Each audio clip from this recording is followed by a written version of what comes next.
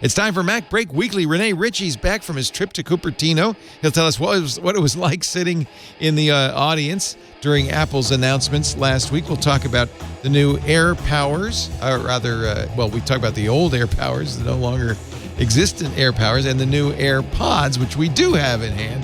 That and a lot more coming up next on MacBreak Weekly. Netcasts you love. From people you trust. This is Twit. This is MacBreak Weekly, episode 655, recorded Tuesday, April 2nd, 2019. A small Numbee of Uzis. MacBreak Weekly is brought to you by Expressvpn. Protect your online privacy with one click. It's that easy. For 3 extra months, free with a 1-year package. Go to expressvpn.com/MacBreak. And by Capterra. Find the right tools to make an informed software decision for your business. Visit Capterra's free website at capterra.com/MacBreak. It's time for MacBreak Weekly, the show where we cover the latest Apple news. Andy Ihnatko from the beautiful confines of New England at WGBH Boston, joining us. Hello. In his studio. Hello, Andrew. Hello again. It looks like spring, but I'm reminded that it is absolutely not spring. So please, Andy, keep the heater on. Don't have another night like you had the other night when you said, I can turn all the heaters off. Look, the birds are chirping. They don't come back unless it's warm. No, they're made of tougher stuff than I. It could be worse. You could be in Montreal where it's snowing, according to Rene Ritchie, imore.com. It's so much fun, Leo. Watch the geese come back. They were honking. They made a dive for the river, and they just bounced off because it's still ice. We are today gathered to talk about many new things from Apple. Rene, you were at the event last Monday. I guess we talked about it, but you weren't here. Yeah. What were your thoughts now that we've got you back in studio? So I have two sets of thoughts. One was live being there, and second was having to watch it afterwards. And they were two very different experiences. Being live in the room, there was like a ton of energy. Apple was really going into storytelling. It doesn't matter the medium. We want great journalism. We want great TV. We want great games. We want like all these things they were touching was about empowering creators to make sort of the projects that either can't exist because the business model doesn't work, or they have to mutilate the content to make it fit a paper, a subscription or a paper purchase or an in-app purchase business model. And they really wanted to, let J.J. Abrams and Steven Spielberg and all these people make the stories they want to make. And they want to let all the people who are making the magazines and making the newspapers tell like the journalism and the essays that they want to tell. And even the video game producers, and some of them are saying, there's just no way to make this game that I want to make and fit it into the current Clash of Clans, Fortnite business model, and they're giving me the opportunity to make it. And that all played really well. But then watching it back, it reminded me of the iPhone SDK event where there was just like demo after demo without the excitement of being, because when you're live and you see like Oprah or Jason Momoa or Jennifer Aniston, it's like, oh my God. And people were like turning around in their seats trying to get them in the selfie frame as they were sitting in the audience. God. But just watching it on TV, it's like, I was done after Steven Spielberg. Well, your perspective is interesting because we were so focused on the fact that this is Apple, kind of the new Apple, the services Apple versus the hardware business Apple. I didn't really think about it, but you're absolutely right. Every single product on that stage was all about making a venue for content creators to reach Apple users. I was not expecting that. I'd heard about like rumors of arcade, but I didn't know how it would square, because people who make Clash of Clans or Pokemon Go, who are making a fortune on in-app transactions, are never going to give that away to join a subscription model. And if you just let people be part of the subscription model, they're just going to program for attention the way a casino does and do like all the instant and ego gratification stuff that results in like the Facebook news feed or YouTube recommended and all the problems that come with that. And it never occurred to me that Apple would actually help fund and help develop like an original set of games for iOS and for Mac, because they're going to make the Mac an equal citizen in this, which is exciting. Not Apple Watch yet, but like basically every other device. And that was sort of the deal with this, is they're not even just handpicking people, they're making partnerships and making, I don't want to call them first party games because they're not being driven by Apple, but they're definitely like second party cooperative sort of games. And that was really, really interesting to me. It's gonna reduce the amount of content they have at launch. Absolutely. It's not like Apple Music or Spotify where it's every game you've ever wanted all for one price. It's like 100 games at launch, but in 125 countries. And some of those games looked really, really good.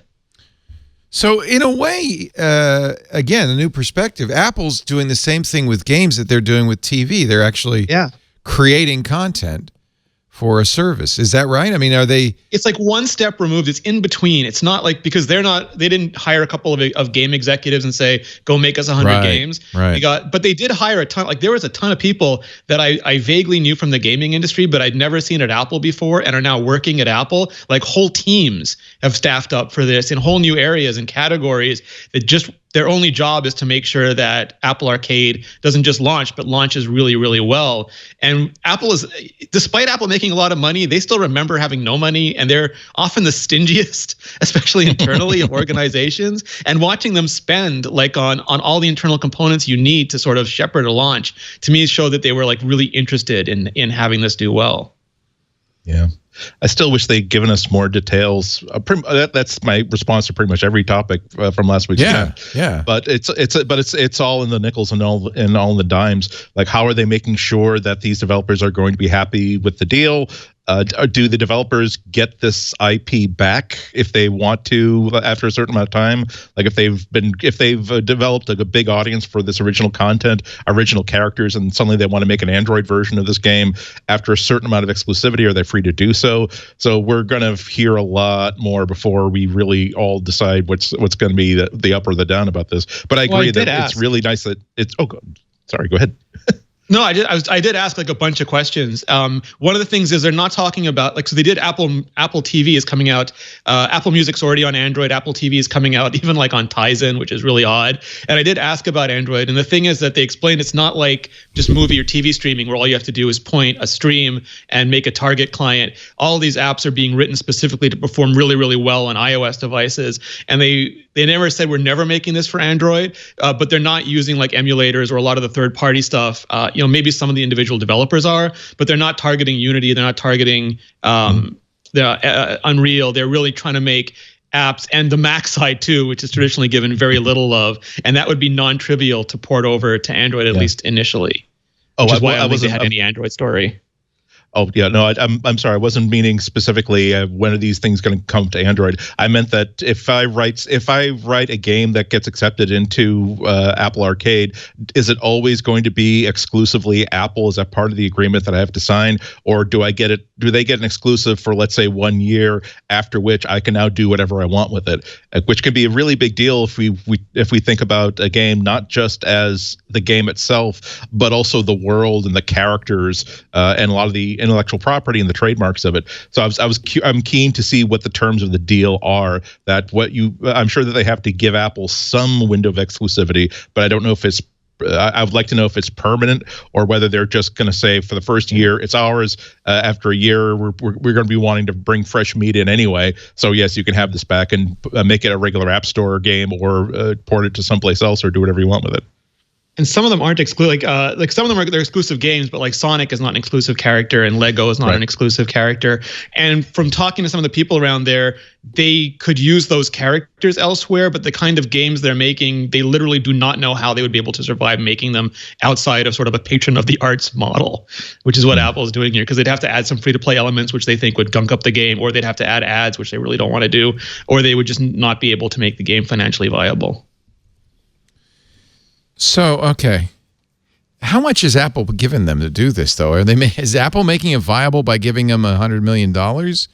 It's interesting to me because for a long time, like we've talked about this on the show, that Apple doesn't really subsidize, but they have all these hardware profits. And where Google subsidizes by giving you free services in exchange for data, Apple makes a ton of money off just selling iPhones. And it sounds like both with TV and with games, they're realizing that if they put some money into making great content, that in itself will help lift up the entire ecosystem. So it makes iPhone more valuable, Apple TV more valuable, Mac more valuable, and hopefully they'll make money off the subscription. But but that can be good money. Netflix obviously makes good money off subscriptions, but these are such new services. It sounds like hardware is going to have to carry them for a while. Yeah. Well, it also sells hardware. I mean, this is what we've always said, that ecosystem play is good for Apple, because then you have to buy an iPhone, an iPad, and a Mac. Although it doesn't feel like that's the strategy anymore because of saturation, right? It's not going to drive people into the store to buy new ones. It's just going to support Apple with subscriptions. That's the whole point of the service. Until you buy your next one, maybe. Yeah. Well, it'll keep you in the fold. It'll build loyalty. Yeah, and it could be flipping the model, whereas we'd always talk about how the reason why Apple has iCloud, the reason why they give away these iMovie and all these other great tools is because they want you to spend your money at the place where Apple makes all the money, which is the 40% markup on hardware. Maybe we're seeing a flip of that, where they're realizing that the desktop market is getting more confusing, the notebook market is getting more complicated with all these other players in the market. The iPhone market is getting saturated. Maybe now we can use all these new services, starting with music, but then going into video, then going into games, then going into news, so that because you already have this iPhone, maybe you'll want to give us $10 a month for this, then $10 a month for that, then $10 a month for this other thing, and then by the time they decide that they don't want to do Macs anymore, you're going to continue to be an Apple customer for all of these services that you're paying for. What about Apple Card? We of course, we've talked about it already. We talked about it some more today with Jason Snell on iOS Today. He took over for Megan Maroney for the week. But since last week, Matthew Panzarino put out an article, How Apple Card Works, that had a lot more detail, including, and I have to correct what we were saying for most of last week, and we weren't the only ones.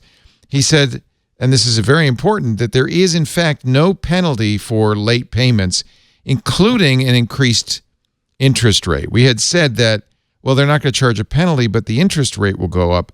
Matthew says that's not the case. So I just wanted to correct that. Yeah. You'll still pay the same interest rate. You will not pay a penalty. But, of course, it will go on your record. And one thing that Matthew talked about, and despite all the privacy Apple's talking about, they are reporting everything to the credit reporting agencies. They have to. I don't think they have a choice in that matter.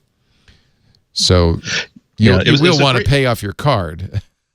Yes. It was a great article. I mean, I would not be surprised nor disappointed if Apple was feeding him all kinds of information that did not get into the presentation, which should have gotten into the presentation. Right. Because so many basic questions were answered there, including, so what happens with late payments? Does the interest rates go up to 25%? Yeah, everybody was reporting that they would, but apparently that was a mistake. Because that's standard practice in the not very good industry. Well, standard practice is to charge you a fee.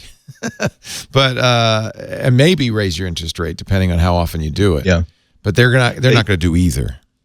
Yeah, he even got the detail, a detail where whatever your credit rating is, you will be assigned a late finance charge, the usual interest payment based on your credit rating, but it will be at the floor of what that zone is for your credit rating. So it's not as though they're going to try to.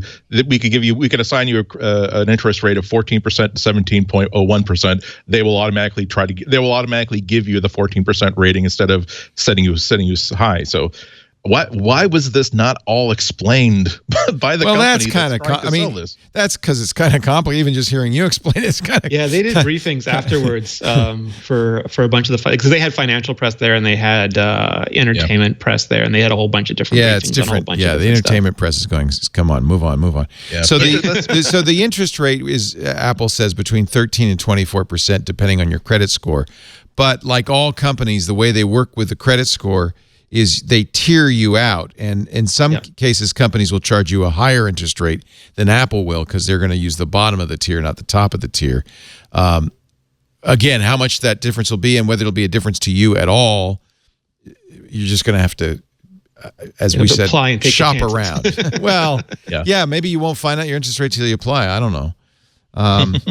My favorite part, because I'm super shallow, is that if you lose the titanium card, they will give you another titanium card for free. Free. So I obviously, just want to flex with that card, Leo. Can you get this card in Canada? Are you allowed? No, I don't know. I have to find out if you have like a U.S. bank account and maybe a U.S. address. It's going to be all sorts of U.S. only for a long time. Yeah.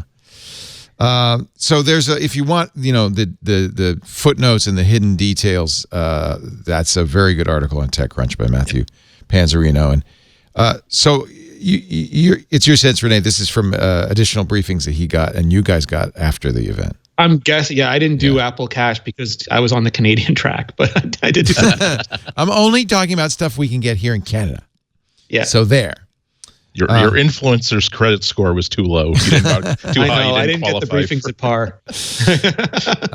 It does look like it'll be a cool card for sure, but whether Apple Card will have features that are better than any other cards out there, I don't know. In fact, it doesn't look that way. It's the interface in the app that I found really I'm on record as saying I really dislike the entire credit card industry, and I agree fully that it's usurious and that other people go to jail for trying to do what credit card companies do routinely.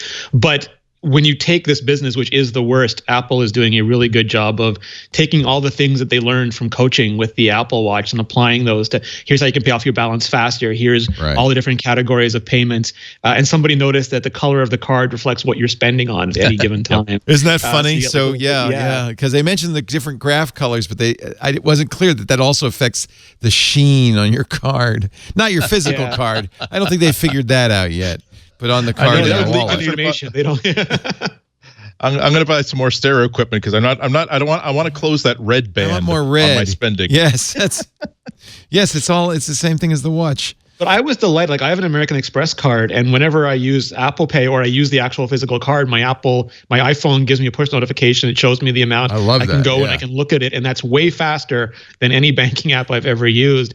And if this stuff is all presented in Wallet with these graphs and lines and just being mindful, because it's real easy to spend, like, let's say you're getting a bonus of like $20. Typical human will spend that 4 times over. I got a bonus, I can get a hamburger. I got a bonus, I can go to a movie. And you know that it's the same bonus that you're spending 8 times, but you don't really think about it in the moment. But if it's right in front of you, just being mindful of what you're buying, I think is a huge advantage. And it's presented to you as you're going to buy it, which I know to me will at least give me some pause. One thing that might give people pause is you can't write a check to pay your bill with Apple Cash. You have to pay with ACH, an automatic transfer from your bank, or with whatever's in your Apple Cash balance. That's kind of not how it's done typically, right? I mean, if you have a credit card, you check in like a decade. You get a bill and you write a check. I know, maybe I'm old fashioned. I get I get like a notification, and then I press a little button, and then the bytes take. Okay, so an ACH is the modern check then. Okay. Yeah. But it does point out, like Rene says, how almost any bank and almost any card can actually offer most of these services, but they don't because they're old fashioned. One of the only things that I need to pay, I need to write an actual check for.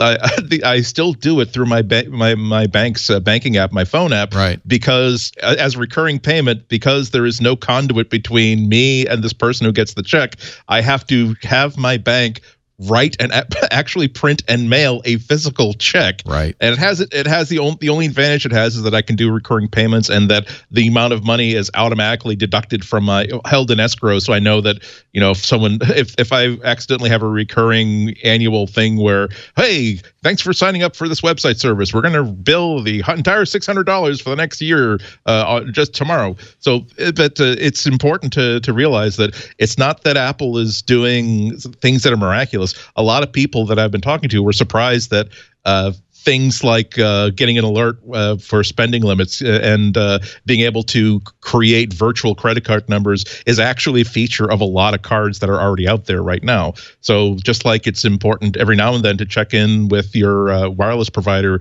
to see what features could be available to you for no extra money a month, it's important to occasionally talk to the nice people at your bank, the local branch, not the people at the other side of the 800 number, to find out exactly what services you could get if you switch from one type of account to another type of account. The thing that's hilarious for me is that they're really trying to get you to pay off your debt. And I had this all my life. I've always paid my bill at the end of the month. I just hate the idea of having debt. And at one point, I got an interest charge on my card, and I called up and I asked why. And they said, "Well, you were a few hours after the time you were supposed to pay it." And I go, "Come on, I'm a great customer. I always pay my balance." And the guy goes, "Let me be candid with you, kid. You're a terrible customer. You're a deadbeat. You make us no money. Keep a balance. So I'm not really inclined to help you." And I was like, "All right, lesson learned." This is going to be great for like brand newly minted adults, because I don't want to tell you how long it was before I realized that I was informed that, well, my credit rating must be amazing because I don't carry a balance on any of my cards, and I pay cash for my car and pay cash for this. I don't carry debt whatsoever. Said, no, that's why you're a terrible credit risk. You have not proven that you can owe people money and pay it back. Like, but I pay my bills on time. This doesn't make any sense. I'm in upside down land. Yes, I had the same problem. Also, as Panzerino points out, there's no point in using this unless you live in the Apple world, because without an Apple phone and or an Apple Watch, this credit card is just another credit card. You don't get much. You get 1% cash back, and that's it. And there are many credit cards that offer more than that. If you cancel your iPhone, cancel your Apple card and get something else. Yeah. But it's a loyalty. Honestly, it feels more like a loyalty card than anything else. I wouldn't say so. It just shows you how much money there is in debt. And yes, that's to Apple's credit, they are giving everybody really, really fine-toothed tools to keep an eye on what you owe, how to pay it back, how to quickly make sure you're not just keeping up with the interest, you're actually also paying off the principal. But the thing is, 13% is a lot of money to owe to carry from month to month. 24% is a hell of a lot of money to carry from month to month to month, and it just goes to show you how much money you can make just off of people's debt, and without having to charge an annual fee, without saying, you know what, you're giving us so much money in interest, we're not even going to bother trying to charge you $10 for overdraft. We're happy with that 14, 18, 24%. So that's why I think Apple is being very responsible and making sure that people have as many tools as possible for not getting themselves in over their head. But credit cards mean people are going to get themselves in over their head. All you need is a couple of bad months, and suddenly you've got 18% interest on $2,000 that you can't pay, but you still got $8,000 left in credit, and that's the only way you're going to be able to buy groceries until you find a new job. So that's, like I said last week, that's the only reason why I kind of wish that Apple was not in this business, because it's not a good look for them to be getting 14 to 24% interest from its customers, and to be praising that as here's our new push into services. Here's how we're going to make money without being able to successfully sell phones in China or India. And you can't get Apple News on Android either. And if you were a Texture subscriber on Android, Apple has said we're going to shut it down at the end of May, and that means Texture is gone on Android entirely. At least for now. I don't think it's like Texture was a very PDF-y, very old school app, where Apple News is very sleek and it's supposed to use Apple News format. And I would not be shocked to see an Apple Music sort of like app eventually roll out. It just makes sense if they want to get those eyeballs. Actually, Federico Vitici, gotta admire his stamina. Went through a list. Do you know how many espressos had to die to make that list, Leo? At MacStories.com, he made a list of all the magazines available for Apple News Plus in the U.S. for $10 a month, and how many of them use the Apple format, the new Apple News format, and how many of them stuck with the old Texture PDF style format. Yeah. He counted 125 magazines using the Apple News format and 126 using PDFs, so almost exactly half. And what's your sense? Is that going to change? Is ABC Soaps in Depth eventually going to shift to the Apple News format, or is it just not worth it for them? It's hard to tell. I mean, Texture really was just a packaging of those PDF apps. It was drop dead simple for them. And Apple, tries to encourage everybody to use it because even if you just look at someone's bandwidth bill, the difference between getting Apple News format and getting PDF, the amount of storage it takes up, the amount of storage it takes to transit, it's all so much better for everybody. And they're actively evangelizing it. But we saw this with the old newsstand too, is that you're fighting decades of, we spit it out in InDesign and we just moved up from Quark Express. And we're not inclined to do anything. But, as they show off the new features, like there's stuff you can only get in Apple News format, and they're working with publishers. And as new things like Oscar season and the Olympics come around, and they'll be saying we'll feature people who use it, it's probably going to help incentivize more and more people to convert over. Right. That makes sense. Yeah. Particularly if one of the reasons why they're doing this is to get more attention for specific articles that could then be popped out into the main news feed by Apple human editors. Yeah. It is a pretty close approximation, though, of Texture. I mean, except for that Apple News format. It basically It's got one huge glaring hole that's driving, I moved my mom. Well, my mom actually moved herself over. She's like, my mom's been reading Texture since she heard about it on MacBreak Weekly. And she saw she had to move over. So she went, and then she's like, where's my list of magazines? I just want to see all the magazines so I can go and reselect all the ones I had in Texture, but there's no list of the magazines. You have to search for them. You have to hope they get recommended to you, or you have to go and search for them one by one. There's a list. There's an alphabetical list. I haven't found it. Oh, yeah. Let me show you. I'll help your mom. Please do. I thought you were going to say the fact that back issues only go for a year. And in Texture, that's true too, yeah, in Texture they would go back in some cases many, many years. Let me. So unless I'm completely wrong, let me open up News Plus. Go to News Plus tab, and then you see browse the catalog, A through M, N through Z. It's right at the top. Oh, yeah, you're right. And then you can do it by category, featured, and so forth. But they actually, you're a lifesaver. Well, I figured there had to be, otherwise Federico really was working hard. Yeah, that's true. Right? No, I can't believe I missed that. Yeah. So she can see. I'm gonna go sit in the corner. Yeah, and it seems a little different. Texture was a sponsor, so I had a lot of experience with Texture, because these are my magazines. I don't know, some of them are things that they thought should be my magazines. That CNET's not going to be my magazine. And then I think it's downloading. Yeah, it is. It's downloading stuff that you favorite. So that's a nice feature. But I can't, if I go to Vanity Fair, I can't go back. I don't even know how I'd get to back issues of Vanity Fair, but I can't, as far as I could tell, go back in time more than a year on most of these. So, yeah, the interface is maybe a little bit clunky. The other thing for magazines, and I mentioned this on iOS today, it really disaggregates the magazine. So most people are going to use it, your mom included, by just going through the Apple editorial and looking for interesting articles. The deal they brokered, and it's apparent in the Wall Street Journal, because people freaked out thinking they weren't getting the Wall Street Journal. But what the Wall Street Journal meant is you're not getting, like, if you subscribe to the newspaper, you can sit there and go page by page and see everything in the paper, where this is a much more article by article experience. Right. And I think, like, they want true subscribers to really subscribe directly still. But if they figure they're not going to get you as a subscriber, they'd at least rather get some incidental revenue by having you get all the articles you can munch as part of the Apple. Yeah. Well, and especially if you're not getting subscribers, at least it introduces people to your content in a fairly nice way. And they might decide they want, like, the premium package at some point, move over to. I mean, this is a New Yorker story, but you'd never know it from the way it's laid out. When you get to it, you see the New Yorker's typeface. And by the way, that's Apple News format, right? That's not the PDF style. Go ahead, Andy. I'm sorry.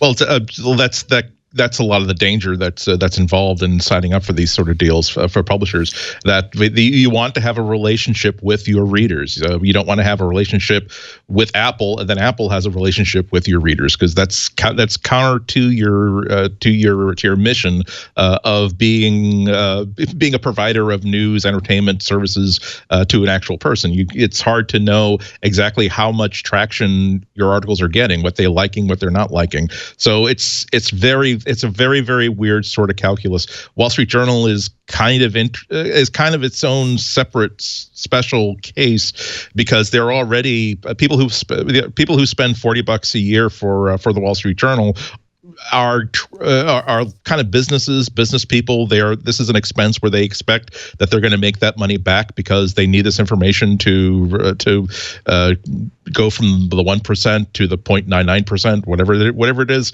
And so the tourists are not the ones who are buying this annual subscription to the Wall Street Journal. So it's actually very, very beneficial for them to have a cheaper option for people who, again, to get the tourists a way to actually contribute money to the Wall Street Journal's bottom line. But there was a great feature article, I think it was in Vanity Fair, about how hard the New York Times was lobbied by Apple to be part of this, how hard the Washington Post was lobbied for this service, and a lot of the skepticism that even smaller publications were having about, again, why would I want people to think that they're paying $10 to Apple to be given a raft of articles, curated articles and publications that are curated and given to them by Apple when I could make them into Washington Post readers. So it's going to be a hard calculus. I don't think it's going to move the needle on news at all, particularly the way they've unveiled it as a 1.0. Let's see what they do 2 years from now, and let's see how either desperate or how buoyant independent newspapers and independent news sites get in that time. It's a little weird because, I mean, Wall Street Journal is weird. So I'm looking through the catalog N through Z. I'm hearing the W's, Walrus, Web Designer. There's no Vogue, Walrus. Yeah, this part is magazines only. I don't think the newspapers are there at all because I don't see the Toronto Star and I don't see the LA Times. No, you can't. So this is magazines only. You only see the Wall Street Journal over here in the gutter. And even then, you know, you saw the LA Times. That looks like the newspaper, but the Wall Street Journal is, I don't know. I guess it's the newspaper. I don't know. Also, these are Apple News come-ons inside the Wall Street Journal. I wonder how they feel about that also. You know, you see, the difficulty is that if you're going to redefine your business so that you're reliant on getting a slice of the Apple News pie, then you're not building an audience of your own. You're not building an ad business of your own. You're not building a way to get your own readers to buy other things other than subscriptions, such as, let's say that you're having you're putting some of your political analysts on tour and having them speak at sort of private town halls where they're ticketed at $60 to $100, whatever, or sweatshirts, tote bags, whatever. These are ways that you really want to make sure that you have a business that's related directly to your consumers. Apple then can 2 years from now, 3 years from now, can pull the Darth Vader and saying, "I have changed our deal. Pray that I did not alter it further." This is why a lot of different publications are very, very testy about getting involved in Apple News. The way I look at it, it's sort of like the remnant business where, and Apple's had to do this too. Time was, everything was a direct site. People would go to Apple to get Apple stuff. They go straight to Daring Fireball. They go straight to the Wall Street Journal. But at a certain point, it changed, and people started wanting everything to come to them. And that's when we saw Apple go on Tumblr and Apple go at all these other venues to try to reach people who would traditionally go straight to them. And I think the best model for this is have your own subscription service, be like the Wall Street Journal, the New York Times, have everyone who cares desperately about you have the direct relationship and give you 95 whatever percentage of money minus transaction fees you make, but realize there's a whole other segment of the world that just is casual towards you. They don't not like you. They'll read you occasionally, but they just don't have enough investment to reach you specifically, and then use Apple News, use whatever product Google puts out, use all of those things to reach that other percentage of the audience, which is huge. You get less of it, but it's so huge it can make a nice secondary business for you. Yeah. Yep. We'll find out. Hopefully, they're part of your agreement is that they can actually talk about what the deal is and how they feel about it a year from now. Any shows that Apple's debuting on Apple TV Plus later this year? Any shows getting you hot and bothered? Renee? I love the space race one. The idea that the space race never ended. Yeah, that hits me right in my like realistic sci-fi geek heart. How about you, Andy? Anything you really looking forward to? Same thing. My measure is if this were to appear on iTunes or on the Google Play Store, something I could just buy without subscribing, like HBO shows. Like already, it's like, when's the next season of Archer? I don't subscribe to cable, but I will buy the Archer on FXX. And yeah, Space Race is definitely the one that I would go for. It's a great trailer. All you have to do is have really, really bad 1960s transmitted video of Russians put a hammer and sickle on the moon, and then somebody in a t-shirt and someone in a white NASA short sleeve shirt and tie just looking at this headline and being sickened by it. That's it. Okay, you know what? I'm in for at least the first episode. I want to see the morning show, the Jennifer Aniston, Reese Witherspoon show. It could be really good. It could be really bad. This is the problem with all of this stuff is you just don't know until you see it. And we didn't even see clips, so we don't. We saw snippets, but we didn't even see anything more than a few seconds. A sizzle reel. Yeah, the sizzle reel is all we saw. So, yeah, I guess I'm looking forward to like the second, because like they're gonna make all their mistakes with the first batch of shows, just like so many networks have made so many mistakes in the past. And then the second one will be a little bit better, and they really have to figure it out for the third slate of shows.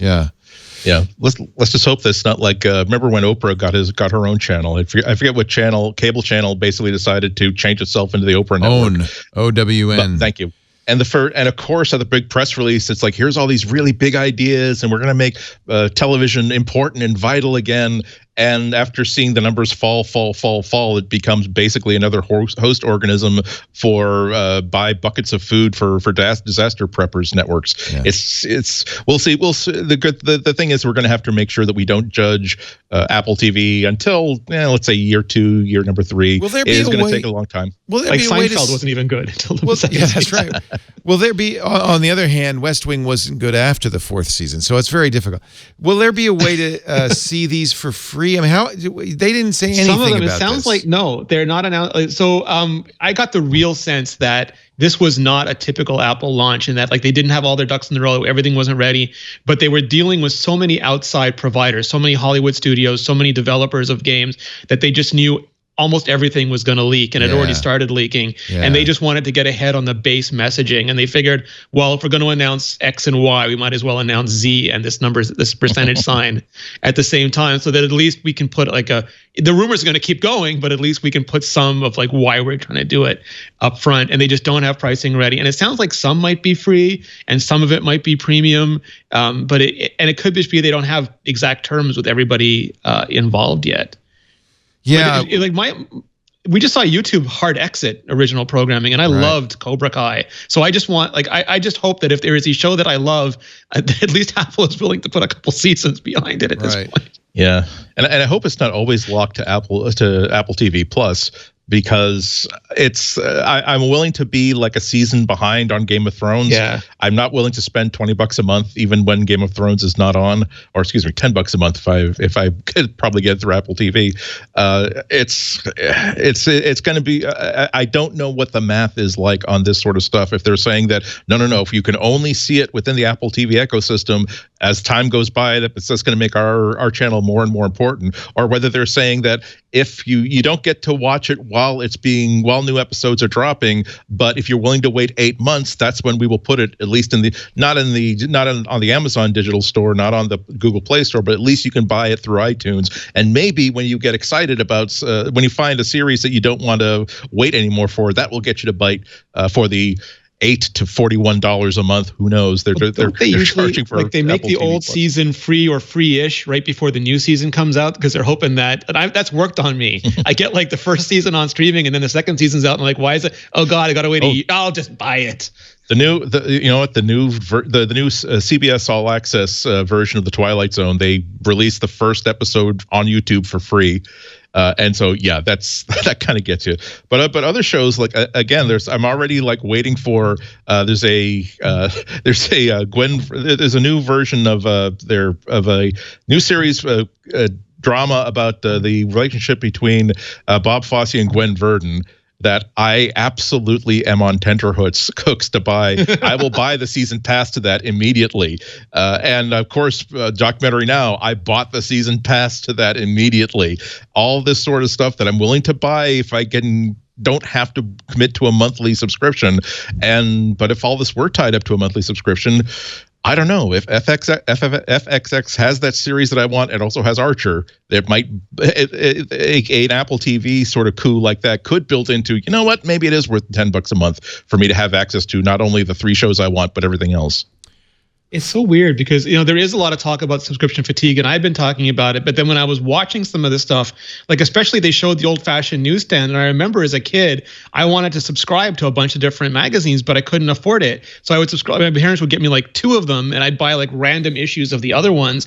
But there was always this full newsstand, and I just intrinsically knew I couldn't have everything. So I had to pick and choose. And now for the same price as like 1 or 2 of those magazines, I can get 300 magazines. But now it starts feeling like, why can't I have more? And whole industries have been folded into packages. There used to be all these different magazines. Now it's just one price for magazines. All this different music. I'd buy CDs every week or tapes before that. I'd buy VHS or DVDs, and now I can get Netflix. And I'm now starting to think it's too much to pay one price per industry when I used to pay like one price per item per industry not too long ago. There was another product with the Plus name attached to it, and we've been watching. It's been in hospice care for the last couple of months. It was up a couple of hours ago, but Google Plus is now no more.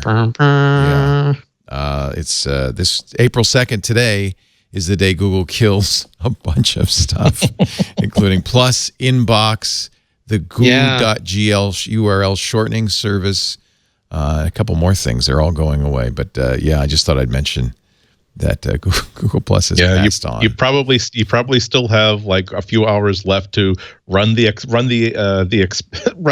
little tool they give you so you can export all of your Google Plus content. I forgot about it because I couldn't remember anything that I'd posted on Google Plus, and then when I thought, what the hell, I did it this morning. So that's a 3 to 5 megabyte package, a gigabyte package. Like, okay, is it that big? Wow. I'll be keen to see what's in there because I couldn't even remember how to log on to Google Plus or what button I had to push to get to it. So I'm sure it's going to be a really, really comprehensive guide to everything that caught my fancy during the 2.5 months first after the product launched. I'm looking here. Plus. I'm not going to save my plus ones. I don't think I'll save my circles. The communities I own or moderate, I guess I should include those because we do have some communities for our shows. And my Google Plus posts. All right, that's all of the data. And Google Plus was interesting for me because it was the first social network that taught me I didn't have to be part of every social network. I don't mean that in a bad way. It's just like I was already using Twitter. I was still using Facebook and Instagram. And I couldn't add one more thing, especially because they had no character limit. Right. And people would get really angry if you didn't write out an entire paper in response to everything they asked you. Like, how dare you? Why won't you answer? Like, you're only going to give me a 3-sentence answer to this, blah, blah, blah. And I was like, I need to opt out. And ever since then, even whether it was Apple Music or I felt no sort of sense of obligation to be part of any social network anymore. Yeah, I feel the same way. Yeah, Google Plus was the best though, and I really think it should have been the social network, and I'm disappointed that Google fumbled that. It was interesting, and I've got as usual. I've got a Twitter window open, and you see that everyone's avatars are in circles, and that was the first service to decide. Well, what if we make them circles instead of squares? And now everything is a circle. I just wish they'd had very short character. I used to hate the Twitter limits, and now I love them so much because they defend me from writing myself to death. Let's take a little break. When we come back, there is new hardware, and I have some in my hot little hands, and we can talk about that looks just like the old one, but we can talk about the new one. How are you supposed to find a Flex with all the new people, Leo, if they don't show that you got the new ones? I'll show you my solution to that in a second. But our show today, first, our show today brought to you by Expressvpn. I know many of you are looking for a way to protect your privacy online and your security when you're using open Wi-Fi access points. Expressvpn is the best virtual private network out there. It is awesome. So if you're at a coffee shop and you don't want that guy in the hoodie in the corner in the dark to be looking at your traffic, if you're at home and you're surfing the net and you don't want your ISP to sell a list of all the sites you've visited to some unknown marketer, you need a VPN. And the best way to do it is ExpressVPN, because it is secure, it is anonymous, and they do no logging. And we know that. There's no logging on the ExpressVPN, so no one can find out what you're up to. It anonymizes and secures your internet browsing by encrypting your data, hiding your public IP address. You emerge on the internet from their global of fast servers in 160 locations, 94 countries. That's really important. The more servers, the better, the faster. And, of course, if you want to be emerging into the world in Australia or the UK or South America, you can just by choosing those servers. ExpressVPN has easy-to-use apps for every platform, Mac, Windows, iOS, Android. They run seamlessly in the background. You could turn them on with one click, turn them off with one click when you're back home. With ExpressVPN, you can safely surf on public Wi-Fi. You can protect your privacy, protect your security for less than $7 a month. Now, I know you're probably going to say, oh, I know I can get it for free. Trust me, free is not worth the money you're paying, because if it's free, there's some other way they're monetizing you. ExpressVPN doesn't monetize you, period. They charge you a fee. TechRadar named them the #1 VPN service. That's by votes on TechRadar. It comes with a 30-day money-back guarantee, so you have no risk. There's no bandwidth cap, and the speeds are fast. You'll never even know you're on a VPN. Protect your online activity today. Find out how you can get 3 extra months free when you sign up for a 1-year package at expressvpn.com/MacBreak. expressvpn.com/MacBreak for a bonus 3 months with your 1-year plan. We thank them for their support. We thank you for supporting us by using the URL expressvpn.com/MacBreak. So because these new AirPods look exactly like the old AirPods, I've actually used the engraving to say these are Leo's second AirPods. Actually, they're like my 5th. So I got these today. I haven't really played with them. Tell me, Rene, I'm sure you've been using them since last week. I'm using them right now, yeah. What's different? So it's so funny because I tweeted out when Apple announced them, and my tweet got somehow picked up by millennial Twitter, and I got these responses that took me 3 hours in Urban Dictionary to actually learn. Like someone's like, "You're so on fleek. How am I gonna find a fleck?" Yeah, it was great. Or someone said, "Oh, you got to be the right kind of bougie to get these, or all the brokies gonna cry now. They can't upgrade." Oh, and I just man. it was remarkable insight into our budgeting culture. But yeah, so these are an interesting product because obviously they were announced a couple of years ago and they didn't come out, and now they're finally here. And there's 2 what I'd say real big differences. One is the inductive charging case, which you can get for the first generation ones as well. You can buy the second gen with it, or you can buy it by itself. And it just lets you drop it on any bog standard Qi charging plate, and it'll top up. Not quite as fast. It takes like 3 hours instead of 2 hours to charge up, but it's just super convenient to drop them down and then head off. The other is that Apple decided to split out its wireless chips. It had W1 in the first AirPods, and then W2 went into the Apple Watch, because they were doing a bunch of stuff they wanted lower latency and lower power consumption with on the watch. And they decided it would be better to sort of leave the wireless chip with the watch, the W series, and move into a dedicated headphone chip for AirPods and for other audio gear in the future. And so we have H1 now, and that does a bunch of super interesting things that are designed not exactly for what the watch would want, but specifically for what you want with AirPods. And that is lowering latency, so it's better for not just gaming, but also for accessibility, because latency is a big issue with that. Also faster pairing. It used to take a few seconds, especially on iOS devices, it was pretty good, but on the Mac, it would take a few seconds longer to chug around. To switch would take a little bit more time, and to answer a call, I mean, it seemed miraculous when they announced it, but over time, it's like, really? I can count to 2 before they connect? 2? That's a lot of numbers, Apple. And now it really is super fast to answer calls, to do all of those things. And it also has a dedicated low energy process to handle Yo Siri, so that you can, and that to me is like, it seems weird, but it's really transformative, especially with the other updates they've given Siri recently. So I don't have to have my iPhone with me. I don't have to have an AirPod in the room. I can just walk around and say, turn on the lights. I can say, play Avengers on my Apple TV, and it just does it. And I don't have to think about it. Set a timer for this. I can, especially when doing housework, I just listen to my music and tell it to do things. I don't have to shout. I don't have to double tap. I don't have to do any of that stuff. I'm making double tapping sound hard now, Leo. It really wasn't, but not having to do it. No, this is better. It's one more step towards her, right? Where Scarlett Johansson just responds to you when you talk to her. Or like Tony Stark when he's like, Jarvis, what is it? Like New Year's protocol and all the Iron Man armors blow up. Does it work pretty well if I just say, hey, Shlomo? What does it beep? Yeah, so if we want to get like all geeky on it, Apple really nailed far-field Siri with the HomePod, and that's just dedicated microphones that even if the music is super loud, it'll understand you. And now they're really doing that with near-field. So the microphones are just listening. You say, yo, Siri, and it'll just quietly answer you in your ear. Nobody else hears anything. The other world is none the wiser, and it just does exactly what you tell it to do. Okay, $199. It's a little more expensive than the old AirPods, but that's for the wireless charging case, which you can also buy separately if you just want to keep your old AirPods. But you won't be able to put it on an AirPower mat. Which is ironic because I think that's what this was developed for, right? Really, is universal the wireless development charging. history is complicated and tragic, but you can look at the packaging and see that these are all circa 2008 AirPod packaging and sort of draw conclusions from there. Yeah. So you think they had these in the factory? They were stacking up, waiting for the AirPower, and they finally just said, ship I think that the AirPower has been one of the hardest things for Apple because they are so institutionally driven to ship. Great artists ship. It is so part of their culture. And most of the time they're right. Like they'll get up on stage and they'll say, we'll have AirPods, we'll have HomePod.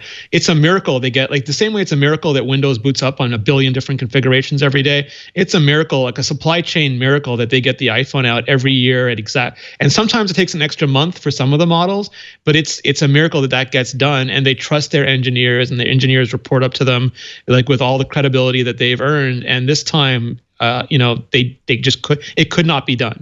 And some people were confused because they're like, well, there are other companies that have 3 coil chargers. Like, no, this was like 30 coils of all different shapes and sizes in very close proximity so that you wouldn't have to align anything. And also, iPhones, Apple Watch, and AirPods all charge differently.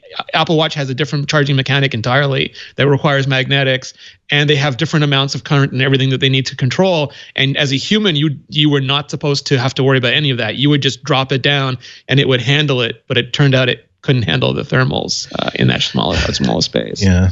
See, I think that this one was different though, because as soon as it started to look like we knew exactly how AirPower was supposed to work by having 30 overlapping coils, everybody I knew who I talked to about this kind of technology said that that's not possible. That they're making it very clear to me that Apple would have to crack a fundamental problem that no one else has cracked in order to ship this. And so it seemed like a very, very and so I was my relationship with Apple as an observer and as a customer is like, wow, they've probably cracked it. It's going to be really interesting when they've shipped this. Maybe it'll be a little bit late, but it'll be interesting to see how they solve this problem.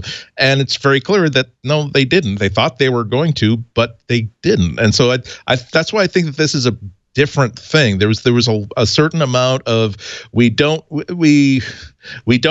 clearly don't have a working version of this, but we think we can fix it by the time we're committed to actually ship. And if Apple ever decides to share the postmortem of that, I'd be fascinated to hear about it. But for now, it just seems as though this is going to be when Apple internally talks about project guidelines and project milestones, this is going to be okay, now when you say that it will take you 9 months to figure out the engineering on this, are you trying to solve a problem that nobody else has solved, even though they had 10 years to solve it? Or are we talking about we have a version of it that works just fine, but we don't know how to make it look like the way that Johnny Ive and the rest of the design team want to make it look? So was it like an Acer laptop now? My sense is it was 2 separate problems. Originally, Gruber reported there was a heating problem. Yes. And then they solved that and went into production. And then I think the iFixit article is probably accurate based on the patent that even though they were able to manufacture this and they didn't overheat or explode, they could stop your pacemaker or fry your hearing aids, because the coils would generate so much radio energy coming off. The FCC has limits on what they can generate, and that would be a showstopper if you couldn't get FCC approval. Yeah, that'd be that. Well, See, this was another thing that in Latvia, Latvia. Yeah. Well, you can also sell it. I don't know, as an immersion heater whichever for country your tea Dr. or Doom instant runs. Yeah, but these things happen. Apple is composed of mortal men and women who are subject to the laws of physics. These things happen. I don't think they should be. I don't think they should be hung up by the longest yardarm over this. The only thing that really, really annoyed me is when the press release was indicated that, oh, it totally works and it's wonderful and beautiful, but because we, unlike Samsung, I don't need to say, have impeccably high standards, it just doesn't meet our high standards, and that's why we're canceling this product. Not because it doesn't work, because it totally works. Not because it was causing pigeons to die and exploded mid-flight over your office, because that was not happening, totally not happening at all. It's because we have impeccably high standards. I'm like, oh, for God's sake, just say that the engineering problems were larger than you thought you could manage, and that you're finally forced to throw in the towel. You don't have to say that. Oh, the thing is, this is not the sort of product that Apple will turn its name to. Our competitors would ship something like this, but no, not Apple. We are far too high standards. Well, I do give him credit for not shipping a bad product. I mean, well, my reading on that quote was that, they could push out some like a quote unquote AirPower that had 3 coils and say, yeah, this is AirPower. Right. It's got 3 coils. Just align your stuff. But they really wanted a Halo product. They wanted the equivalent of AirPods for charging. Right. And they made this whole spiel about how they were going to push the Qi standards forward. And they could not deliver on that. And they weren't willing to put out a product that was pedestrian. That was just like a regular, like a Qi chart, like a Belkin with an Apple logo on it. Yeah, it's again, I think this is endemic of problems that Apple has with their design. We saw the Mac Pro, where they were so focused on, we're going to have a tower design that doesn't need a fan, that they weren't able to look forward enough to think that what happens when processors generate way too much heat for this design to deal with. They had this. We're not going to get into an hour-long discussion about the MacBook keyboard, but they got this. They're fixated on, let's have a super flat keyboard, without thinking about, well, are people going to like the feel of the super flat keyboard? And similarly, this is the problem of having lining up a Qi chargeable device on a charger. This is somewhat of a solved problem. It's not where again, I have used these things for years and years and years. I do not spend like minutes in frustration hours a day trying to find where that sensor is, because I did that maybe the first night, maybe the second night. By the third night, you know exactly where it has to go, and there's a light that comes on that tells you found it. This is a solve. It would be nice if I could just simply be halfway drunk and drop it anywhere on my nightstand and would start charging. That's a nice little flex for your engineering department. It's the Apple Watch that made it so complicated, because if you look at the third-party ones, they have a whole separate little tower mechanism just for Apple Watch. And the way, because it's such a small target, and the way Apple solved it, of course, with their chargers is a magnet, and it goes chunk. I have 3 wireless chargers on my bedside table, one for the Apple Watch, and 2 easels, because I find easel Qi stands are much easier. You just put the phone in there in portrait mode in an easel, and it's going to be in the right position. Now, if you could just have the Samsung do both directions at once, you could put the Samsung on a Qi charger and your AirPods on the Samsung, and then just stack them. Just stack them up. It's ugly, I admit, on my bedside table, but it gets the job done. They're all there. They're all charging. Rumor has it that this time next year you can just like stack them one on top of the other like Jenga, and because they all have like their own chargers, plug one in, somehow find their way. Plug one in, and it'll charge the rest of them. Yeah, actually, that's what I do with the Samsung 10 S10 Plus. Is I put the Samsung EarPods on the back of it, and it charges those fine. And then you plug in the Samsung, it's charging, and it charges the EarPods at the same time, and that actually works pretty well. I mean, it's a little weird, but it works. We'll have that with iPhone 11. It'll be okay. I know. It's called reverse charging, and they say rumor is iPhone will have it this fall. All right, we got to do something about the Apple keyboard, the Butterfly 3 keyboard. This is what happens when you don't cancel. So, we should be a little bit happy they canceled AirPod before it became an antenna or a keyboard thing. Because you don't want 100 million people finding your problem. You've had problems with this, Rene. I know you have. Andy refuses to buy one, rightly so. I did a video on him. You got to love Joanna Stern's Wall Street Journal piece on Wednesday, in which she gives you a switch. Isn't that amazing? So apparently she's having trouble with her E's, so you can turn them on or off to see how it looks with the E's or the R's on or off.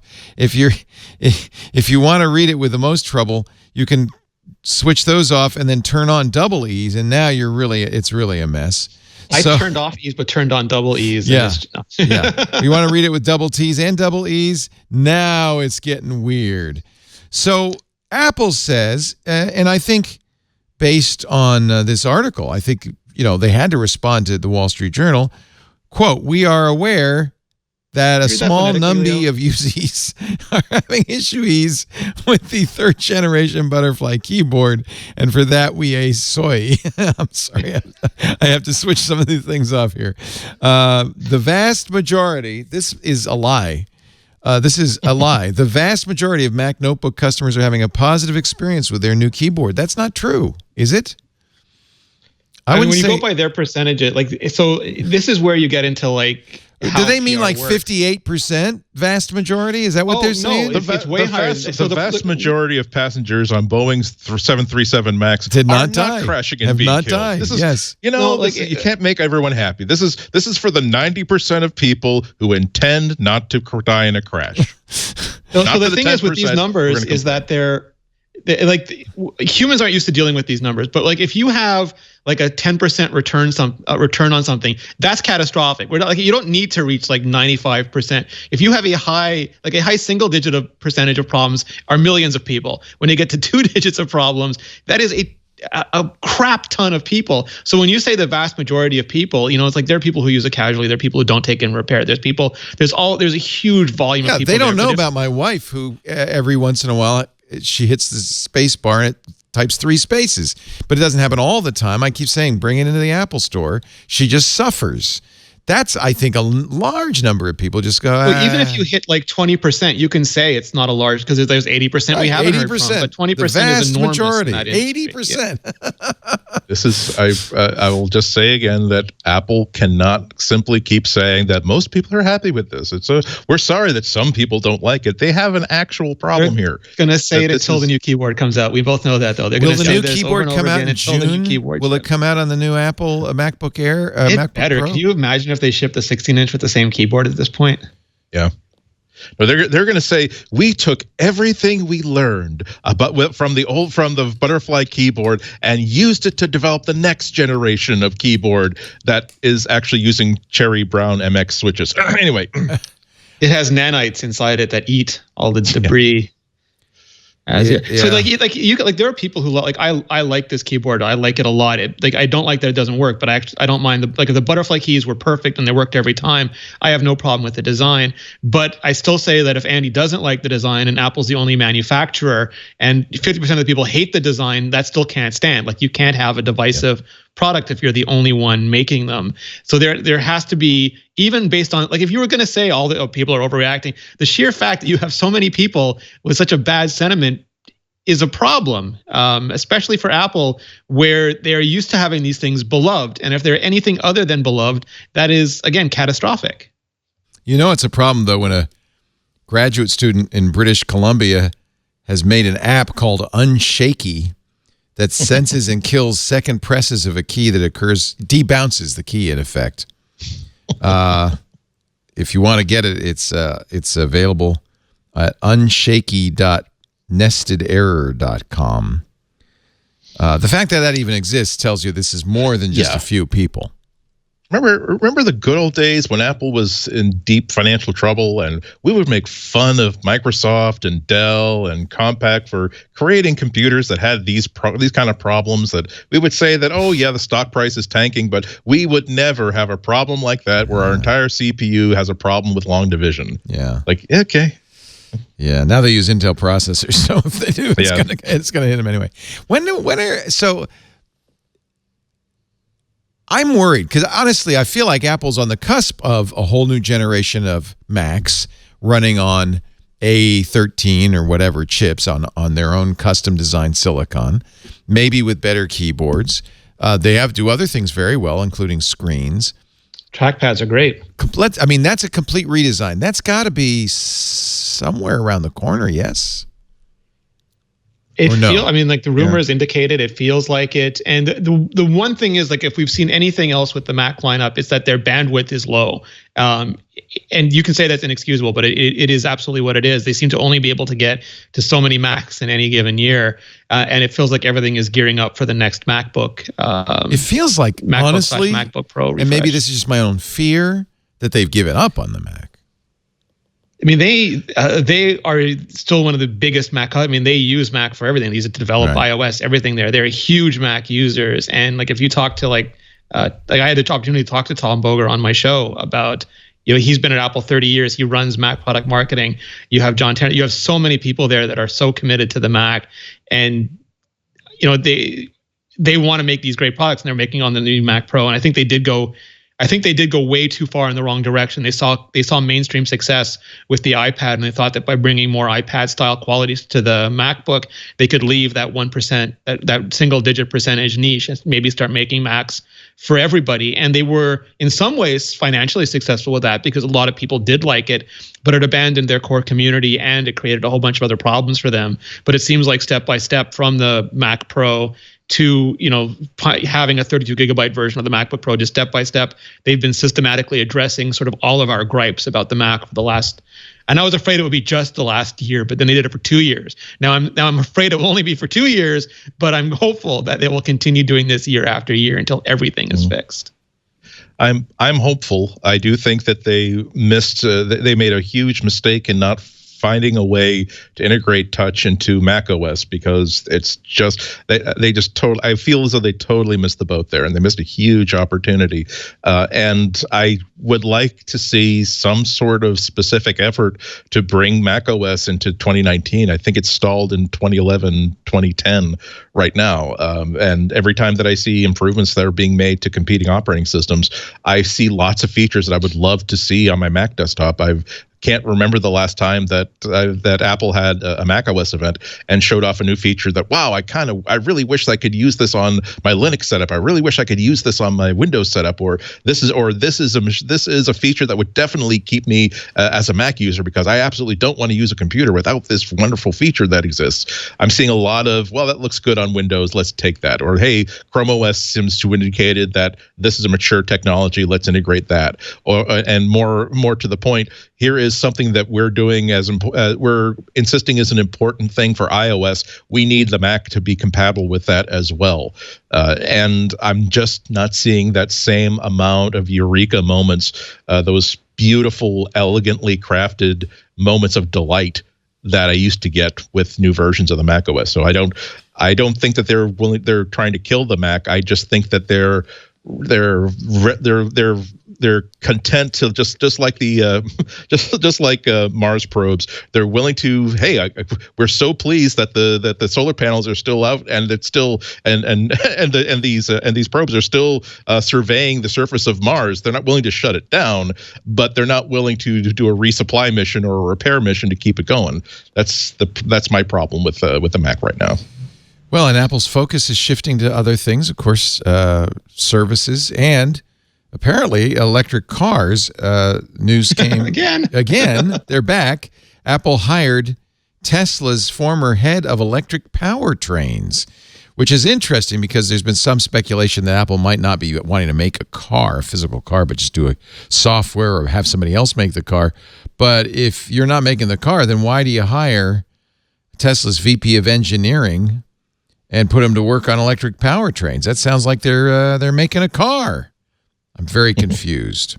Well, no, it's the same. Like if we'd been around when they were working on the iPhone, it's like Apple's making a tablet. Oh no, they're making a phone. Oh no, they're not making P1 anymore. They're making P2. I mean, this is just the stuff that they go through, and we don't usually see it. But like media is so advanced these days, and we know everything these days. And now you get to watch all the sausage being made on a regular basis. Yeah. It is weird though if we believe that Tesla is not in trouble, that whoever is in a really senior position for an important part of the design of the Tesla could have been happy continuing to make products for Tesla. If they could be said, guess what? Why don't you leave this very successful career track at Tesla and join this company where we haven't actually officially announced anything, nor have we made any commitment whatsoever to ship any sort of a product. That is one hell of an employment pitch to say that we have a secret project, which means that at any point we could have you working on the grounds crew at One Infinite Loop, not even at the spaceship campus. We could basically play out your contract where you're mowing lawns because we have not committed to doing a product that requires your engineering expertise. But to talk to this person into, yes, leaving Tesla where you're making actual things that you can point to say, you know, this component, this new feature or this new reliability, I did that. That was my team that did that. And you have to shift to, yeah, okay. That's the idea. It's like it's possible he just had enough Elon and like, okay, I'm out. I mean, it happened with Latner and a couple other people, right? So it's not impossible. Yeah, it does happen. He did tweet himself right out of the CEO chair. That was efficient. I don't think that's a very efficient way to lose a very, very high position at a company that you founded. Well, those darn Swiss have done it again. Swatch has won its trademark battle with Apple. Swatch apparently had a campaign called Tick Different. Apple said, well, you can't you can't use that. We own Think Different. Swiss court today dismissed Apple's objections. Swatch had contended Apple's Think Different was not known well enough in Switzerland to warrant protection. In a ruling released today, the Federal Administrative Court agreed, saying Apple had not produced documents that sufficiently backed up its case.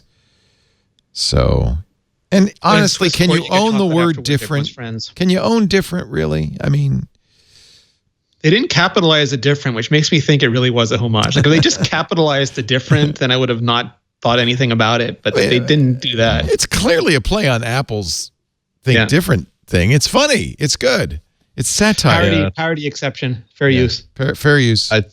I think that their response to the lawsuit must have been just one word and an emoji. Just really, you're really going to sue over this? You really? I mean, fine. We got lawyers too, and they need to be kept busy. But really, okay, fine. I think the ad agency for Swatch has a sense of humor because apparently they also trademarked One More Thing. And Apple tried to block it, and that failed as well. So the trademark for Steve Jobs' trademark One More Thing is owned by Swatch, which is pretty funny, actually. Swatch, to be honest, has probably lost a lot of market share to the Apple Watch. I would guess a huge amount. Yeah. Well, I don't know. Like, are people who were going to buy Swatch watches now buying Apple watches? The thing is with watches is that people buy lots of them, and Swatch is the company that's selling watches, $60 Swiss watches to people who want to have who want to have one of every color and have one with an NFL pattern on it. Just like Rene buys bands, there are people who buy Swatches for that exact same reason. They want to have one for every occasion. Yeah. Yeah, well, I think like that's a tricky thing about market share. Like you hear things like, oh, this product, it doubled its share of the market, and it's because they sold 10 instead of 5 this year, and it's much harder to do when you sell millions. But also, my guess is that Apple Watch added a bunch of watches to the market. It's not that people aren't buying Swatches, it's that people are buying a ton of Apple Watches now, and that changes the market, but it doesn't change Swatch's business. To be fair, I don't. Now that I wear an Apple Watch, I'm not looking at any other watches. In the past, when a watch was jewelry, I do have multiple watches, but since I wear an Apple Watch every day for fitness reasons, it's Panerai that's cursing Apple right now. Panerai and Omega. I'm not in the market for another watch. I really am not. That's it. Yeah. So I do think it might cut into other watch sales. Speaking of which, 5.2 WatchOS 5.2 is out, adding ECG functionality to Europe and Hong Kong, and of course support for these new AirPod 2s. Anything else to say about it? It's available, and if you want your new AirPods to work, you should go get it. Oh, well, that's a good reason. I'm going to do it right now. Let's see. Install Usually I want to put the Apple Watch on a charger, but it's fully charged. It should probably be okay. It might still yell at you because it ramps up Wi-Fi and then it gets nervous about its power status. It really likes to put it on the charger. But I actually been putting my audiobook on my watch, which is really kind of... Oh, nice. Yeah, a good way to do it. Let's see. Is there anything else? Have we covered all the stories that we wanted to cover? Oh, Apple Clips has been updated. Yep. Haven't heard about Clips in a while. Anybody use Clips? I've used it several times because there are some effects in there that just aren't so convenient to do in Final Cut or an iMovie and are real easy to do in Clips, especially if you just want to use them as social media. You don't need like a pristine 4K output because they have like all sorts of cartoonify and really easy titling and things like that. You'll like the new camcorder filter. Yeah. So extra posters. Money goes like a VHS tape. Stickers, live titles, sharing options, the Clips app. All right. And it's fun because like it's all Apple's video team. So stuff you see in here will end up in Final Cut. Stuff you see in Final Cut will end up in here. It doesn't seem intuitive, but like the live there's just so many cool little things that they can work on and test out and move around. I wonder if I still have it on here. Oh, I do. I never took it off. Oh, good. I get all the new stuff now. What else? Anything else? I think that's it. Let's take a break and come back with your picks of the week, unless there's some stories that either of you wanted to talk about but I haven't mentioned. Nothing on my list. Bueller. It's kind of a slow day today because, of course, we had all the announcements the last 2 weeks. This week is going to be a little slow. In fact, it's going to be slow probably all the way through WWDC. I don't know because like last year we had like red iPhones and there was a bunch of stuff through April and May, just to the point where nobody can ever rest, Leo. So you never know what's going to happen. There could be a product red day. There could be a whole bunch of other stuff. Back to school. You never know. Yeah. So wait for a new iPod. A new iPod. Yeah. The new iPods are here. Our show today brought to you by Capterra. It's funny because line of business software in many workplaces really is like taking a trip back in time. Stuff written for Windows XP or worse, Windows 98. Stuff that you still have to run Internet Explorer 8 with because it won't work with anything more modern. You really need to get rid of those old business programs and get something new. And you know what? There's great software out there. But the question is, where do you find it? And I'm going to tell you the answer. Capterra. Capterra helps you find the right business software. Much better than Googling it or asking somebody, because Capterra has it all. 700 categories of software. Everything from project management to email marketing to yoga studio management software. It's actually fun to go to capterra.com/MacBreak and just browse around because it's amazing. There's software for every possible business or idea. The fun thing is, let's say you're looking for office management software for a dentist's office. When you go there, you can narrow it down. There's checkboxes for all the different features. You can say, I have to have this, I have to have this, I don't need that, I don't need that. It'll give you all the programs that match those particular criteria. You can combine them in one page, so you can do a side-by-side comparison, and then you can read the reviews. And there are 800,000 reviews and counting on Capterra's site from real software users. So you're going to see exactly what somebody actually using that software thinks of it. That's worth so much. But this is the amazing part. Capterra is free. Free! That's why millions of people use Capterra every month to find the right tools for their business. Stop suffering with that ancient software. Get something shiny, fresh, and new. Find the right program at capterra.com/MacBreak. Maybe you don't even use software. Maybe you're still doing it pencil and paper. There is probably an automation solution for you at capterra.com/MacBreak. CAPTERRA. Capterra.com/MacBreak. Capterra is software selection simplified. We thank them for supporting MacBreak Weekly, and we thank you for supporting us by using that special address, capterra.com/MacBreak. I am so excited. I don't want to steal anybody's pick. Let me just check to make sure. Oh, nope. Okay, good. I'll start. Pixelmator Photo. You can get it right. So good. You can at least pre-order it right now for $3.99. It'll be available for $4.99, $5.99. Still very inexpensive. I think $6. April 9th. This Pixelmator is great. Have you been playing with it? Yep. Have you tried it? I saw the demo. I got a demo to me at one of the events. Oh, so Pixelmator, these guys really know what they're doing.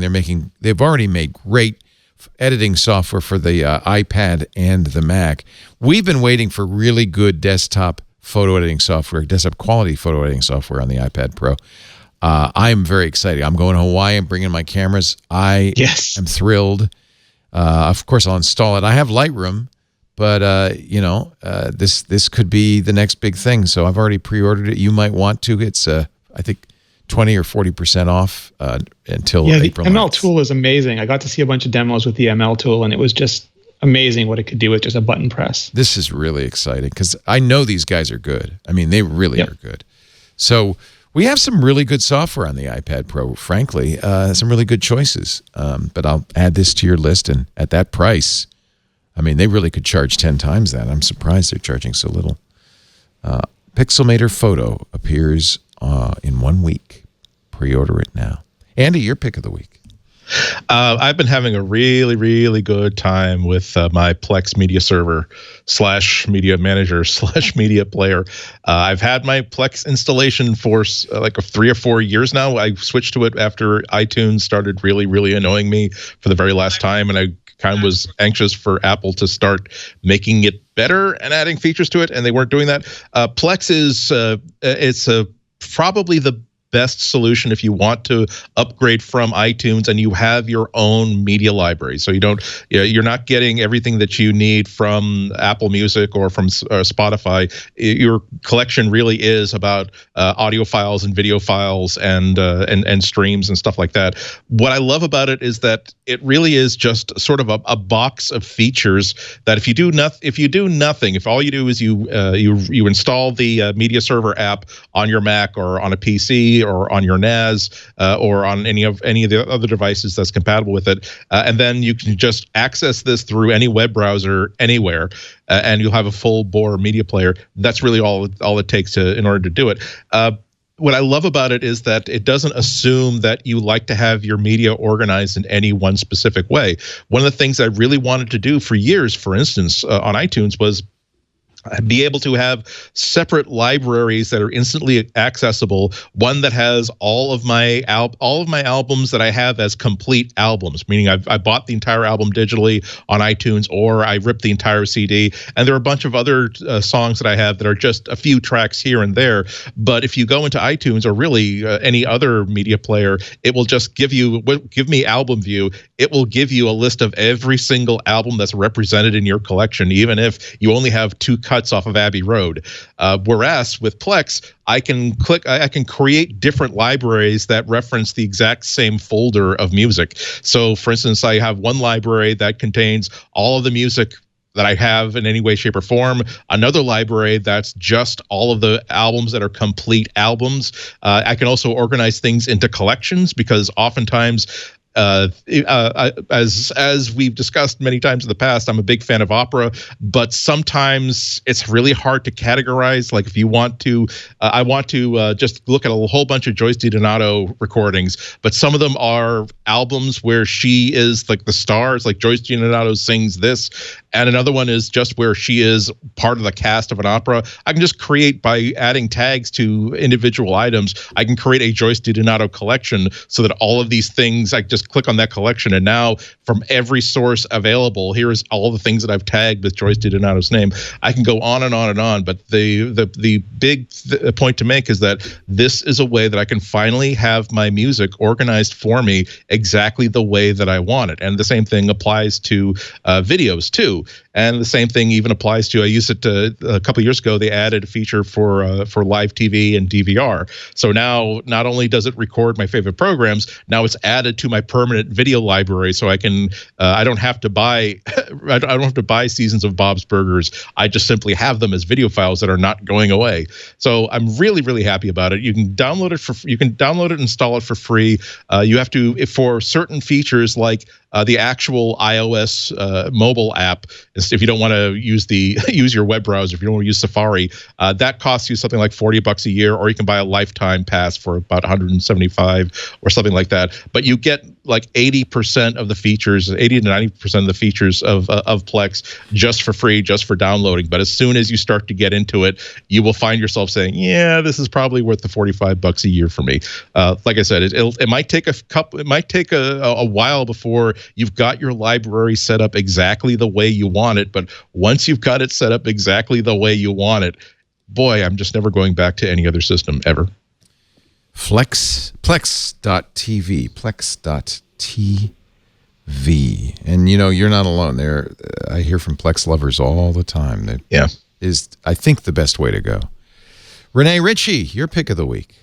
So I've got one tip and one pick. The tip is with the new AirPods 2 that are out, I wanted to show a bunch of really cool things you could do with it. So I asked Georgia Dow to help me. She forced me to go to a sushi restaurant, and we quickly recorded like 20 cool things that you can do with AirPods 2, and the whole thing takes like 3 minutes. So it's just 20 cool little life hacks, 3 minutes of your time. And you'll figure them out. Everything from using your AirPods case as an iPhone stand, to sharing them, to renaming them, to having it announce the call so you don't get surprised by who's calling you and you don't have your iPhone in front of you. Just a bunch of super little handy things. Nice. So I stuck the link for that in the show notes. One question. Sorry? Did you include in the list of things you can do with AirPods, use them as an excuse to expense an expensive sushi dinner? No. I'm an employee now, Andy. I don't get to expense things anymore. I'll be watching this for sure because I'm excited. Yeah. It was just a lot of fun too. Like, this one is one of my favorites, where you basically take the AirPods out and you just stick your phone on, and then you can just watch it with you and your friends. And makes a great kickstand. Yeah. There's all sorts of cool stuff. My recommendation, to the surprise of nobody, is the new fall collection of watch bands. This is the Grape. Sorry, the new spring collection. This is the Grape Sport Loop, and this one is the new Grape. So I have a thing for purple, Andy, and I share an affection for purple. This is the Grape Nike Plus band, which I really like as well. It's not like Thanos purple. It's more of a like Grimace sort of purple. Really is like grape juice grape. But I love these. Like, I still maintain that the Sport Loop is the yoga pants of wristbands, because no matter what you do, it's just infinitely adjustable. It always feels comfy. And the holes in these make such a difference. I didn't like the original sports bands because they always felt a little clammy to me. But the holes in the Nike version, I really like. It just feels like air conditioning for your wrists. Yeah. So I've been interchanging between these two. This is the old Nike I'm wearing, but I really like it. Yeah. So they have a whole new set of colors. Thankfully, there were no Hermes bands that called to me for the last 2 seasons. So I've been saving up on extra mortgage payments in the meantime. But they have new Nike bands, the dual tone ones that are really nice. They have new leather loops. They have new sport loops, new sport bands. All those things are all up on apple.com for your watch addiction purposes. Somebody probably makes a living making up names for the colors on these. Spearmint, Delft Blue, Papaya, Stone. Papaya is super popular this year too. I like papaya, except I want to eat it. I'm really feeling the Delft Blue. I saw a picture of someone with an iPhone case in Delft Blue. That's speaking to me. That says hello to me. Yeah. So do you coordinate your bands and your cases? I saw so many people, especially when I was in California, that did that. And I was like, do you have more than one? They're like, yes, I have more than one. Oh, my God. That's why, Herb Tarlick would never leave unless his belt and his shoes were the same color. Same white shade of white shoes. Ooh, that cerulean Sport Loop is calling out to me. That's nice. Yeah, the lilac. And they've got sort of those two-tone things where they sort of because this one is both blue and purple. Yeah. And it's sort of iridescent in the light. Yeah, it's shimmery. Yeah. I'm a fan. I have a couple of Sport Loops. I don't know if I need any more. Fastest way Apple's ever figured out to separate me from my money. We know you have a problem, Rene. Yes, I have a solution. Rene, problem is not enough bands. Rene Ritchie is at imore.com. He's also the guy at Vector. I want to say Hector. At Vector, which is at imore.com/Vector. That's where you'll find those great AirPod tips, but also lots of other wonderful interviews and shows and stories. Every day there's a new Vector, And We had Austin Mann on a couple shows ago, and he spent about half an hour telling us how he makes awesome iPhone photography. Oh, nice. Really? Yeah, nice. he was one of the judges for the Shot on iPhone competition, so he shared a bunch of his pro tips. Very super nice. smart guy. Cool. Andy Ihnatko, you'll hear him Fridays at WGBH Boston Public Radio. He's at ihnatko.com. Anything else you'd like to plug? Oh, I know, your Material podcast. Material podcast with Flow Ion. Actually, I'm going to be on tomorrow, Wednesday, instead of Friday this week. Oh, okay. But same bat time, 12:30 in the afternoon, and also at the Boston Public Library. So come on in, have a scone and a coffee, and watch me fidget. Ladies and gentlemen, we do MacBreak Weekly every Tuesday, round about 11 a.m. Pacific, 2 p.m. Eastern, 1800 UTC. You could come by and watch us do it live or listen live. We have streams available at twit.tv/live. But most people, given their busy schedules, like to do it on demand. You can download copies of audio and video from our website, twit.tv/mbw, or subscribe in your favorite podcatcher. That way you'll get every episode the minute it's available, just in time for your Wednesday morning commute. Actually, you can get both iOS Today and MacBreak Weekly and make it a whole week of fabulous Apple stuff. Thank you, Rene. Thank you, Andy. Thank you all for joining me. Now back to work, because break time is over. Bye-bye.